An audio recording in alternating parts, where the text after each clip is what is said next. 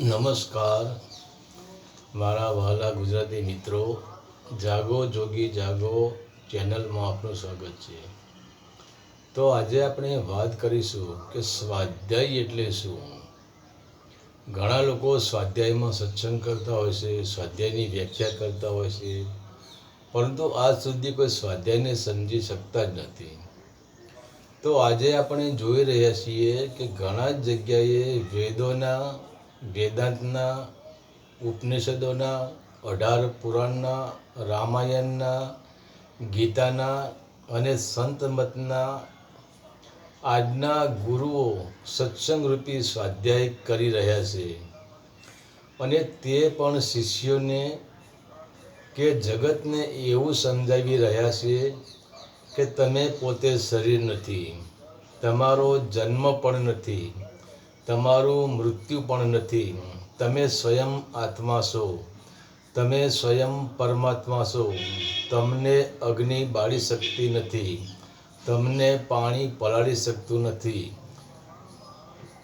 તમને પવન સૂકવી શકતો નથી, તમે પોતે અચ્યુત છો, તમે પોતે વિરાટ છો, તમે પોતે સાક્ષી છો।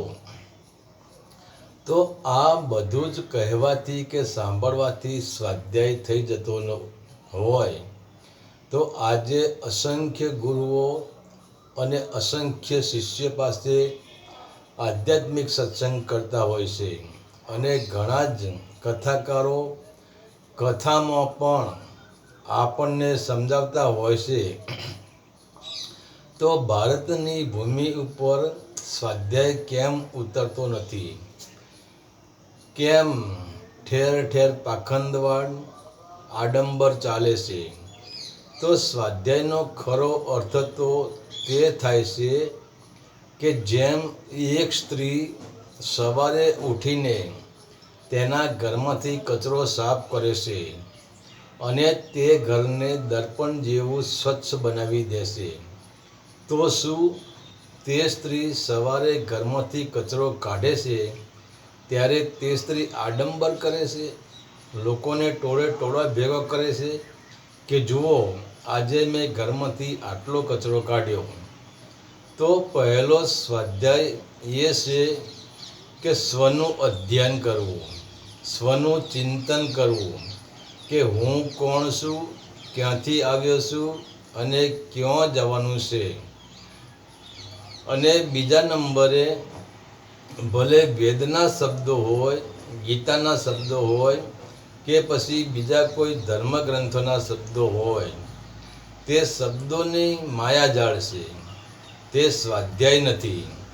પરંતુ દરેક ગ્રંથમાં, દરેક ધર્મગ્રંથમાં કે પછી ભગવાન કૃષ્ણની ગીતામાં, મહાપુરાણમાં કે મહાપુરુષોએ ગ્રંથોમાં જે ઈશારા આપણને બતાવ્યા છે તે ઈશારાને પહેલાં તો પકડવાના છે અને પછી તે ઈશારાને પકડીને બેસી રહેવાનું નથી, તે ઈશારાની સડક ઉપર ચાલવાનું છે અને અંદરની યાત્રા કરવાની છે અને સુરતાને શબ્દ સાથે જોડવાની છે। તો જ્યારે સુરતા રૂપી સાવરણી જેમ જેમ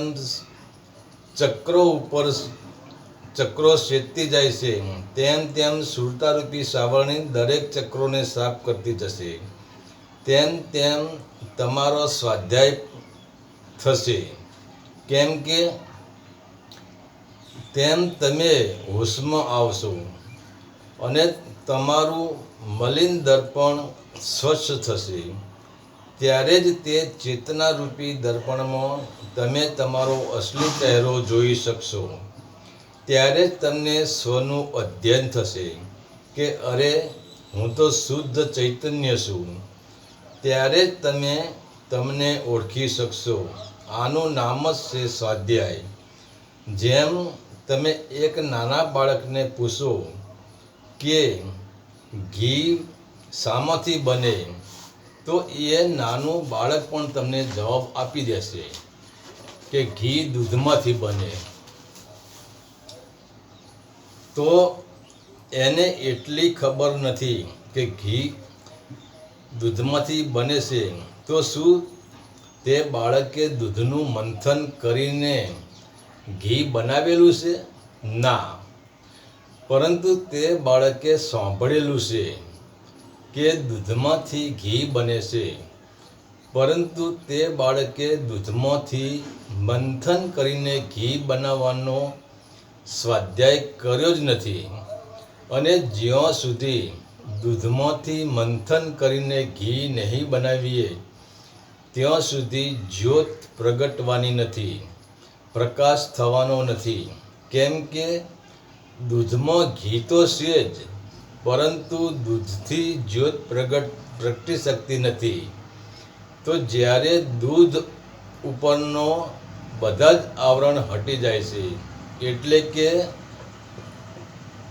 પહેલાં તો દૂધને જ મરવું પડે છે, તેનું રૂપ ભૂલી જવું પડે છે, ત્યારે તે દહીં બને છે. અને દહીંને પણ મરવું પડે છે. જ્યારે દહીં મરે છે અને એનું રૂપ બદલે છે, ત્યારે તેમાંથી માખણ બને છે. પછી તે માખણની અંદર શ્વાસરૂપી સંસારથી છૂટું પાડીને શ્વાસ ઉપર તરે છે. અને તે તમે જુઓ, જ્યારે આપણે દૂધને વલોવીએ ત્યારે માખણ ઉપર તરતું હોય છે. તો માખણ ઉપર તરવું, નીચે જે શ્વાસ છે એ શ્વાસ એ જ સંસાર છે.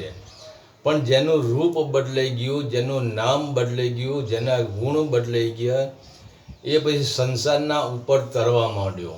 એટલે કે સંસારના ઉપર, શ્વાસ ઉપર તરવા માંડ્યો. તો માખણ જ શ્વાસ ઉપર તરી શકે છે. તો માખણ એક છેલ્લું સ્ટેજ છે. કેમ કે માખણના અંદર પણ શુદ્ધ ઘી નથી. માખણના અંદરે પણ શ્વાસનો કચરો ભરેલો હોય છે.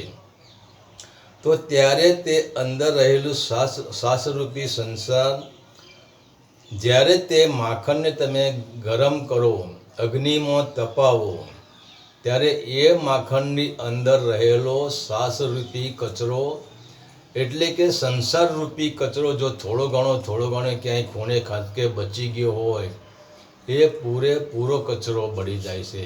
અને ત્યારે પછી તે શુદ્ધ ઘી થઈ જાય છે. અને એ ઘી બનાવવા માટે મંથન કરીએ, એવી જ રીતે સ્વાધ્યાયને જાણવા સ્વયં મંથન કરવું પડે છે. અને ત્યારે સ્વાધ્યાય થાય છે. તો આપણે શું છે, આપણે અત્યારે દૂધ જ છીએ. પણ દૂધમાંથી આપણે દહીં બનવાનું છે, દહીંમાંથી માખણ બનવાનું છે. અને માખણમાંથી આપણા અંદર જે કચરો પડી રહ્યો, તો પછી આપણે તપવાનું છે. પૂરેપૂરા આપણે તપીશું કે આપણા અંદર જે વિષય, વાસના કે સંસારરૂપી જે શ્વાસ પડી છે ને, એ બધી શ્વાસ બળીને ભસ્મ થઈ જશે. તો તમે એકલા શુદ્ધ ઘી, એટલે તમે મતલબ ઘી એટલે તમે પોતે, સ્વયં તમે પોતે જ બચશો. તમારા અંદર કોઈ કચરો, સંસારનો કચરો નહીં રહે. અને તમે પર એટલે પાંચ તત્વથી પર ઉઠી જશો.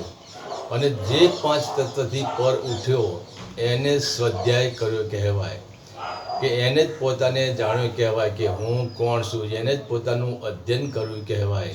હરિ ઓમ તત્સત. આદેશના પ્રણામ.